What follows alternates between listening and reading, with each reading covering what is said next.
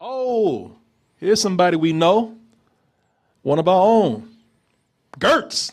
Meow, man. Just got out of Black Panther. Of course, he come here being silly. Meow. Meow, man. I think this is absolutely one of Marvel's best films. Of course, Gertz didn't come out that day because he thought that we were going to beat him up. Crack a bottle over his head. This is our review, cracker.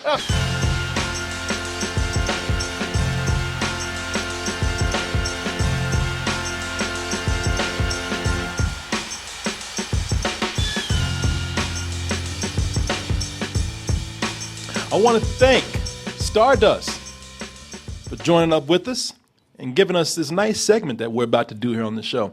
You know, there are quite a few movies coming out in the next few weeks, and you hear our reviews and our reactions to them, but it's nice to get the reactions of the other folks out there.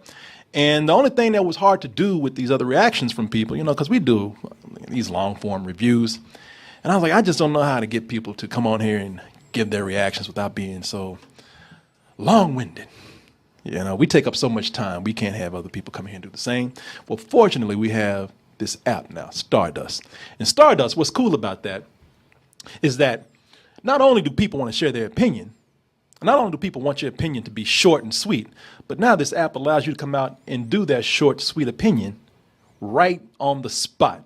Download Stardust by using our link right there, stardust.app.link/double toasted. And with that, is there a movie that you're so passionate about because you loved it? Use the app and talk to people about it right there on the spot within a 30-second video. Is there a video or a movie that you hate? Download the app one more time. Stardust.app.link/double toasted and find us on the app. But I'm going to give you a little example of how the app works and how we take the app and use it for our own purposes here on the show. As I said, I'm not just selling this because they asked us to do it or we partnered with them. It really is fun. I've used it myself, and on top of that, it's very cool getting the reactions from other people so that you could have these discussion points. Made me say, man, we're doing these shows way too long.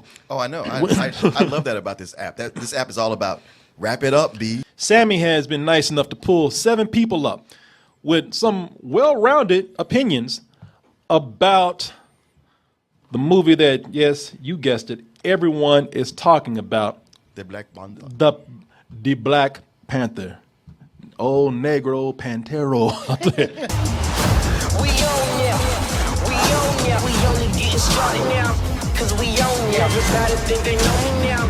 Cause we own ya. You and I'm a homie now. Cause we own ya. People out there bobbing their head right now. Shh, after this show's over, I'm going to see this again. Hurry up.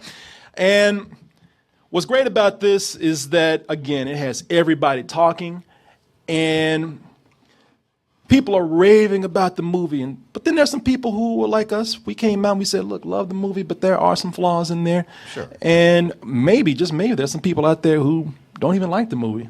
I'm not saying that person's out there. Ooh. Yeah. I don't think You're that. not allowed to do that. No, not right now. It's racist if you Yeah, you know, just give it about 6 weeks. Come out. Fuck Black Panther. The first one that we're going to start out with is Xavier Jones. Now, I'm starting with Xavier Jones first because Xavier Jones is in that crowd of people who are most people, 90% of the people out there who love the movie. And it does prompt some good points about, no, this is not just a black thing.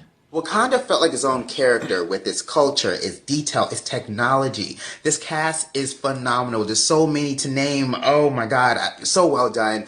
The action felt like a James Bond movie at times. I love the story, this overall message of finding your tribe, coming together, not just as a race, but as people. Chadwick Boseman as T'Challa and Black Panther owns it. Michael B. Jordan as Eric Killmonger, standout. Wakanda forever. That's like Luke Cage if he was just a little more feminine. Like when Luke Cage is, when ain't nobody else around. that's really Luke Cage right there. Well, I was him back in high school. Tired of this shit. Xavier, though, brings up some great points, man. The thing is, he's talking about how this is a movie, not just for a certain group of people, but for the people out there. Now, I don't want to bring up too much to spoil the movie, but if you haven't seen it, and I don't know who you are, but if you haven't, or if you have, you come out of it and you say, wow, this really isn't just a black movie. This is something that the movie really does, once it's all said and done with, about bridging the gaps between people, being just a world community. And, you know, something that's what you really have to consider that when it comes to the internet and how it tried to divide people going in. Oh, really? Yeah, man, there were all these. I'm looking at this on the independent.co.uk, and it's been making news how there's just been. See, this is how you know that racist or some miserable people, because they just want to ruin everything for everybody. Sure. Because they were saying, man, you don't want to be white and go see Black Panther. Oh, you risk your life doing that. They went online and found pictures of people who were violently attacked in situations that had nothing to do with this movie. There was a girl who made the news online, and you see this girl with blood all over her right here? Yeah. That picture of her, she says, I went to see #Black Panther with my girlfriend, and a black teenager shouted, "You at the wrong theater," and smashed a bottle on her face. Now, that's supposedly the girlfriend right there.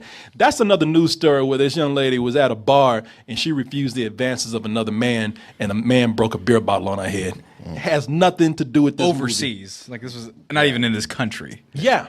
And as you can see here, there's more right there. This is a bloody towel. It says, was at the Black Panther premiere, but a group of black youths said this movie wasn't for me. I am white. They then proceeded to assault me. I'm headed to the ER right now. It's a stock photo. Never happened. Yeah, and they're showing you people here where they get stock photos from Flickr.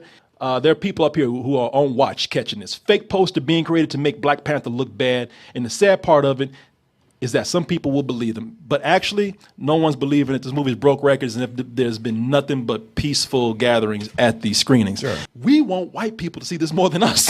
If anybody needs to see this movie out there, it's people who have the impression that, you know, we are not what you see in this film right here. You know, this is a win for us if people of all types go see it. But it really is something where, you know, black, white, and everybody else said, man, you know, we want to celebrate this together.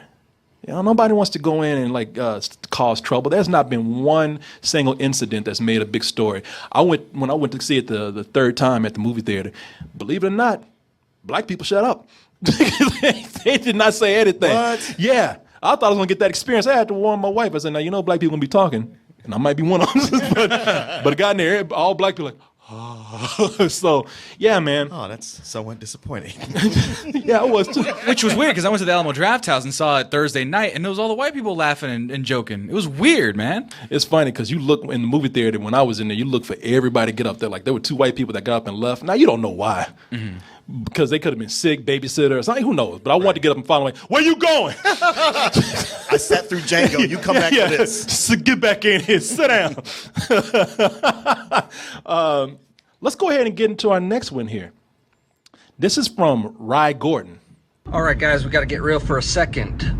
Black Panther was really good. This is a solid new addition to the MCU. My favorite part is that it didn't have any huge, giant MCU ties. It was just a standalone film of Black Panther that obviously is going to have repercussions and change the MCU, but they focused on the character of the Black Panther, and there was no better way to do it than through Ryan Coogler's style and using Michael B. Jordan.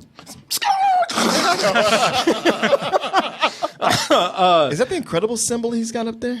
I don't know. But, you know, something but, you know, to his point, how do you feel, Martin, you being a big fan of the Marvel Cinematic Universe, did you feel like it did what he said where it did not cram in any other references to all these other movies? No. As a matter of fact, I personally felt like I wanted more of a connection to everything else because everything has been so connected, but it definitely did not. There's barely a connection. Yeah. Other than having Martin Freeman come over and then the bit in the stinger, there seemed to be no other connection. Yeah. I for one like that. It seemed to for people at Marvel, they realized like, okay, this has such cultural impact that we don't need to like interfere with this. Let Black Panther have his own movie because for Wray, this is a movie for so much for this audience that it's directed towards. And now that it's successful, it's definitely seen that way. At the time, I saw it as, oh man, y'all just hanging him out there disconnected. So if this fails, you can go like, well, he's not really a part of all this. I never thought that. I always thought this is I kept thinking how they would do with the Hulk, with the first Hulk movies. Yeah, it's such a cultural movie that they had to kind of keep it intact. It was almost like if another hero came in, I don't know, if Captain America came in like, hey man, you got your movie. All right, let us do this, man. How'd you feel about that? It was nice to breathe for once in one of these movies where it wasn't so punchy all the time. Where there was time for things to develop and it wasn't so quick, and people weren't so quick to anger. If you look at something like Civil War, where they could just talk it out if they had a little bit of time, but they got to get to the punching. So Tony and Steve have one conversation, then they fight, and then they fight more, and they fight more. They had time to develop things, to develop a background, and it being on its own, separated from everything else, allowed it to be that. And it was just that much nicer and that much more developed. Yeah, there's a lot of things with this movie just by virtue of having to be its own movie for a certain audience, that it really fixed a lot of things that Marvel was being criticized for, cramming in a bunch of references. Even me being a huge Marvel Cinematic Universe fan, I even have to say that was something that was starting to feel like, okay, you're forcing a little bit. It's even actually a good counter to bring it up against Star Wars, because Star Wars is really guilty of cramming in other things from other references and other things. And I'm actually kind of sick of it in that movie. And so kind of the whole Disney Marvel umbrella, for them to kind of have some restraint, or at least Coogler to have some restraint, I really like that. Yeah. And I think that this is a good lesson for, for movies that can do it, that's fine. But if and Guardians has kind of been good about that, not cramming other things in there. Being its own thing. And then when it's time for a big crossover, it's all set up. They can do it, and they can go back to their other thing. Yeah. Because they're saying the new direction for the MCU is going to be more standalone stuff. That's good. And it works when it needs to work. You got something that's really funny like Thor Ragnarok, having those guest appearances from other heroes come in and seeing how they fit within just a little bit of comedy before they get really serious. That's fun.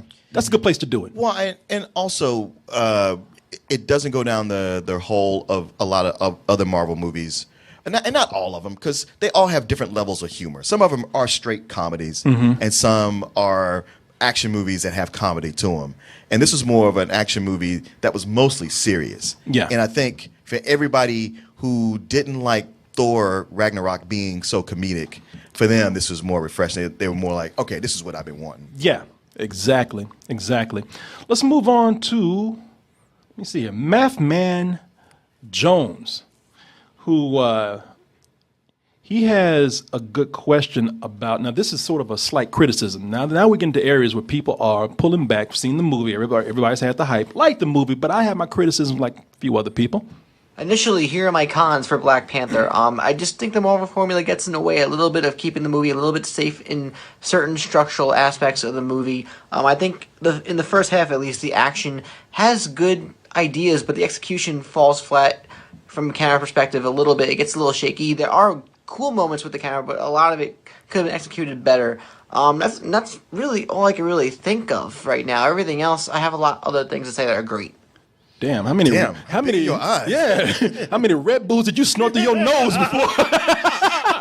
before you saw this? Funny thing is, he's probably watching Paddington. Probably when he watches. Well, it's like he's going to have a lot to say, negative, and he said all the action, and then somebody came in and pointed a gun at his head.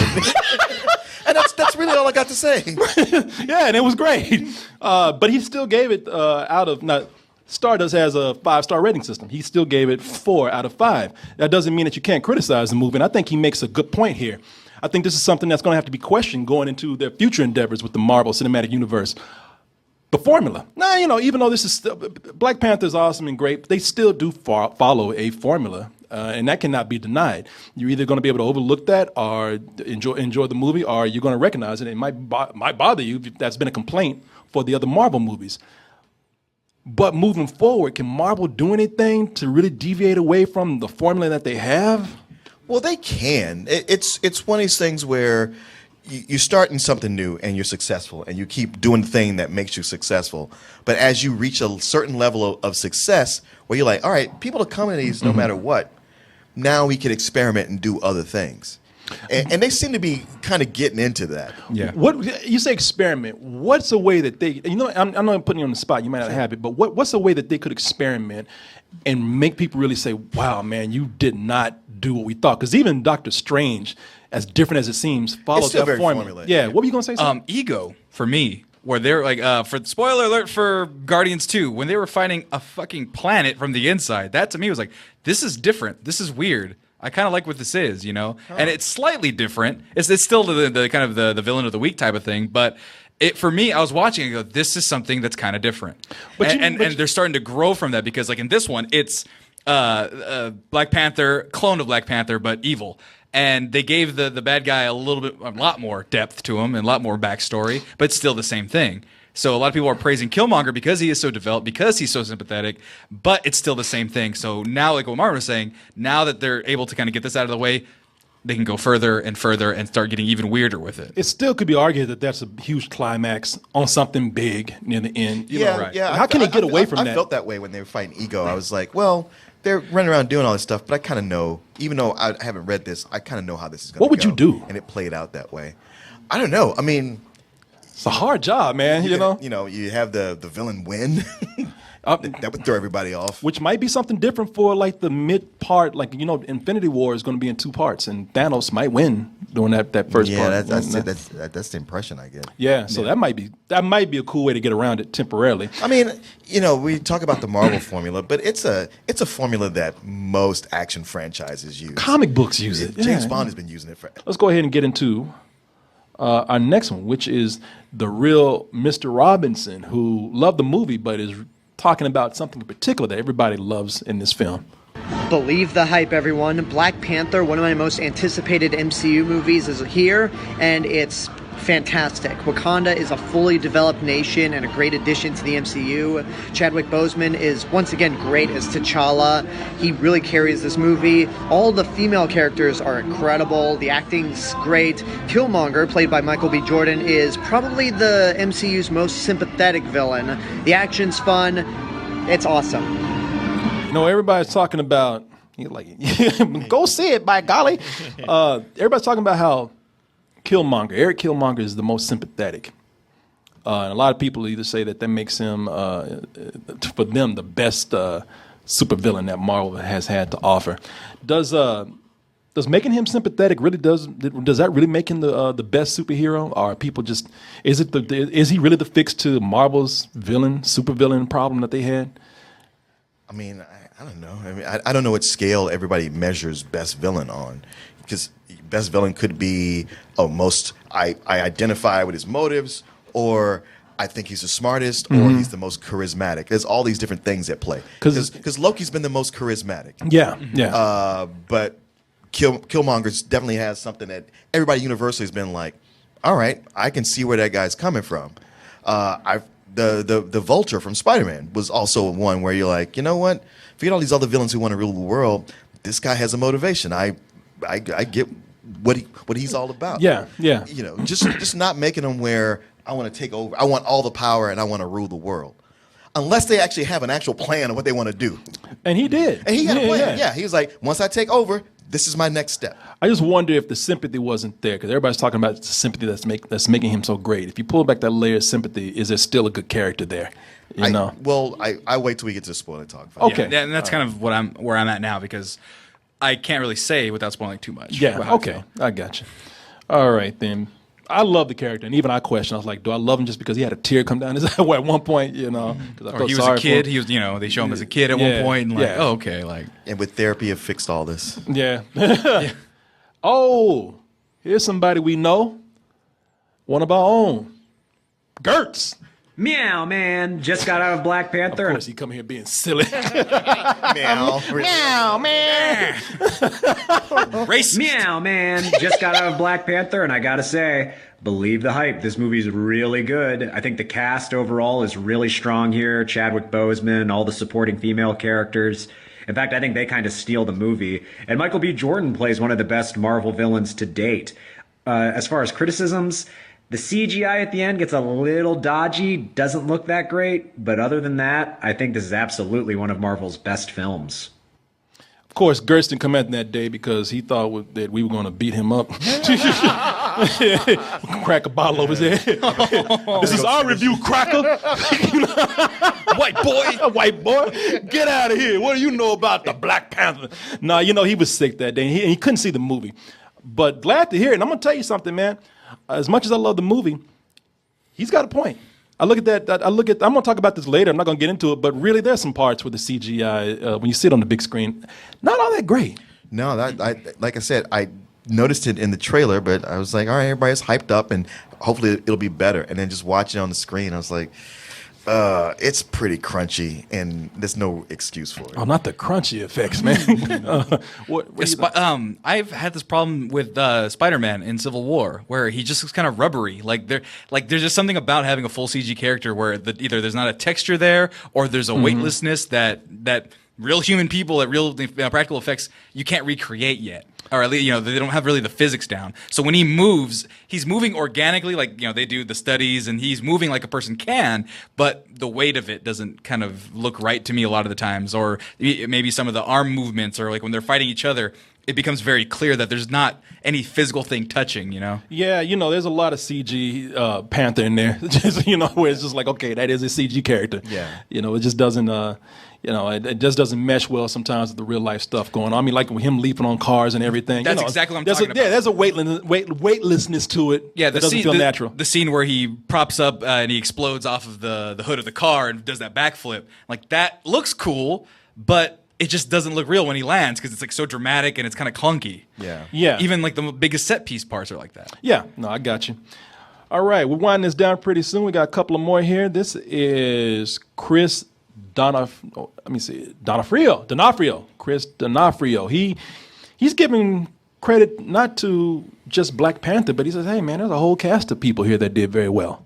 Black Panther totally met my expectations. I enjoyed the hell out of it, but I cannot get over how great the cast is. Daniel Kaluuya, Chadwick Boseman, Michael B. Jordan, all the dudes are great, but the women here are the ones that steal the show. Lupita Nyong'o and Denai Guerrera, total badasses. Letitia Wright's character, hands down my favorite character in the film. I think if you're talking great ensemble cast for a Marvel solo film, this is now the one to beat.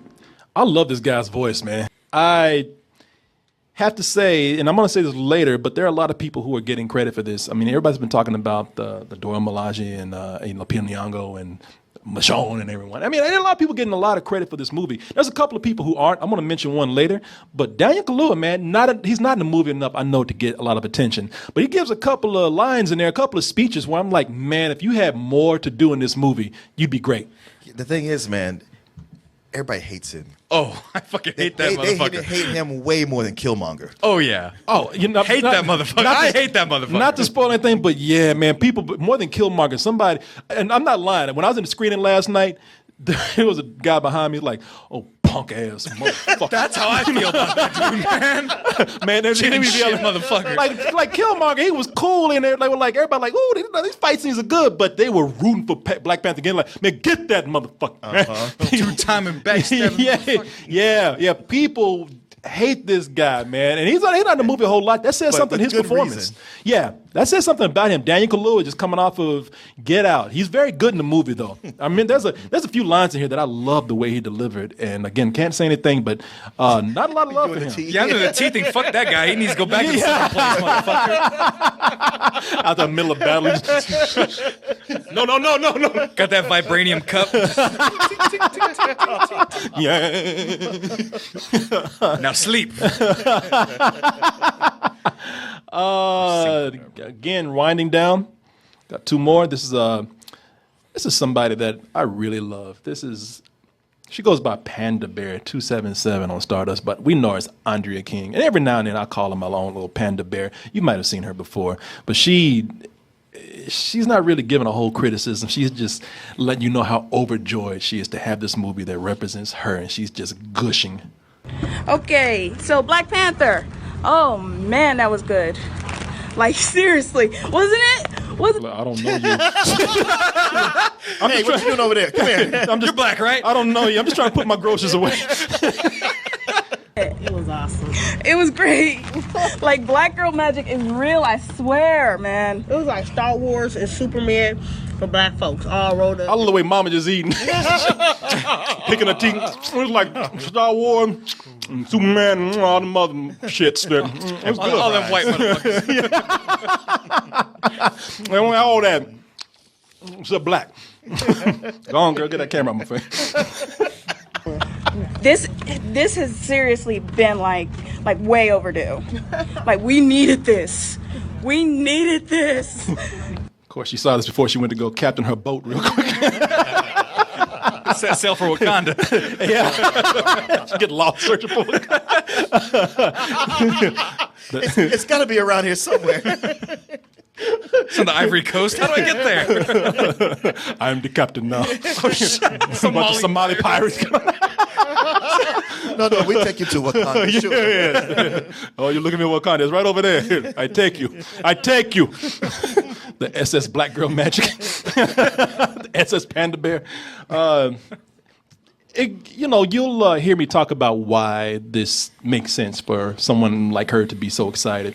I know it seems like this is just something where people are just hyping themselves up too much, but I think people are very justified for their reactions to this, no matter how far-fetched it might seem. But we'll talk about that in a little while. Now, so the last one right here, Don Juan, another person that we know.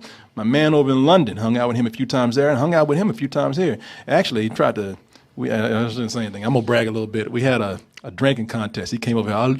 I'll drink you anytime, mate. I'll drink you anytime. I'm like, all right, bring your British ass on. And he's big. Knocked his ass out, and I had to carry his big ass up to his Airbnb. That was your prize. That was my, yeah. That learned me. Dragging by his ankles. But no, Don Juan, he's actually a great guy, and I'm glad to see him here giving his opinion. Saw the movie, and I'm not going to give it a pass because I'm a black dude. I'm very impressed with the story decision to make it a story that relates to the disparity in the black American community with a fantasy black country so relevant and such a great choice for the story. I could talk about everything else, but I'll do that on my YouTube channel. I was very impressed. The last 30 minutes of action was so good. Ryan Coogler did a great job. Really good movie. Very impressive. Donald Wonder. I love that guy. Yeah, I love that guy. He's awesome. Yeah, you've heard black people talk about it, but now you're getting British black. Brit black. It's... The thing with him is that I wish he had touched on something about the African thing that's going on, because I know that, like a lot of British black people, they got that real, close African descent. Sure, most of their parents came from exactly. Africa, And I was hoping that you talk about that a little bit more, but as you can see, even British black loving the movie. So and that's when you know it's good, when it's got that approval. So they're closer to Africa than we are. Well, yeah, he has none of those historical contexts being in Britain. He doesn't have the American side of Killmonger. He doesn't have the African side because I don't think he's from there. So a man with no land. So he could just sit back and enjoy it. Well, that's kind of the thing about it. It's not just a black thing. It's like him experiencing the film as it is. Just with the skin color and being like, yeah, this is really good. There you go. Well, as you can see, I'm telling you, man, with this app here, it's not just a bunch of people getting on there just like, yeah, this movie was awesome. No, people are actually getting on here and doing an amazing thing. They're getting on here and they're giving their reviews, and good comprehensive reviews within 30 seconds or less. This is something that we all could take a lesson from. So it's a very good app. And for those who want to be critics out there, I think it's a good training app too. It'll teach you how to go in and be very to the point with your reviews, very succinct. So again, were you gonna say something? It's also a good way to start out. It's still a small app. It's still growing very fast. So if you get on there early enough, you can develop a nice little following and take that elsewhere with you. So yeah, it really is. Back in the day, we had our cable access television. That was very limited range, and now you got something like Stardust, which puts you out there to a vast audience around the world. So for 30 seconds at a time. 30 seconds at a time. Again, check us out on Stardust at Double Toasted, and let them know that we sent you over there. Sign up through for the link through our link right here. Sign up for the app through our link, stardust.app.link/Double Toasted. Again, that's stardust.app.link/Double Toasted.